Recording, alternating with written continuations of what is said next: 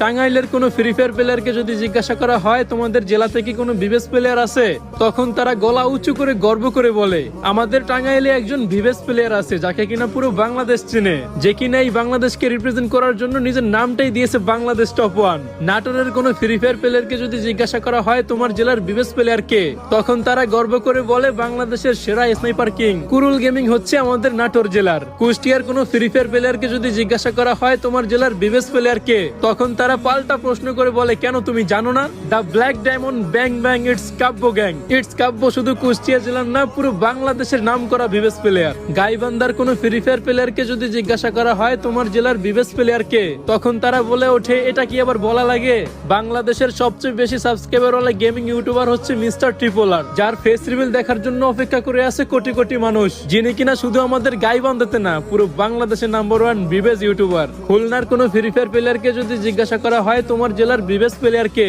তখন তারা এক কথায় বলে ওঠে বর্তমানে টিকটকে যে কাপাইতাছে ট্রেন্ডিং সেই আমাদের খুলনা জেলার একমাত্র বিবেস ইউটিউবার একে মিরাজ গেমিং। নোয়াখালীর কোনো প্লেয়ারকে যদি জিজ্ঞাসা করা হয় তোমার জেলার বিবেস প্লেয়ার কে, তখন তারা বলে ওঠে আমার জেলার বিবেস প্লেয়ার হচ্ছে জিডব্লিউ সিয়াম ভাই। আর আমাকে যখন কেউ জিজ্ঞাসা করে যে তোমাদের ভোলা জেলার বিবেস প্লেয়ার কে, তখন আমি হতাশা ভরা চোখ নিয়ে নিচের দিকে তাকিয়ে বলি আমাদের ভোলা জেলায় কোনো বিবেস প্লেয়ার নাই। তোমাদের কার কার জেলায় কোনো বিবেস প্লেয়ার নাই আর কার কার জেলায় কোন কোন বিবেস প্লেয়ার আছে আমি কমেন্টে দেখতে চাই।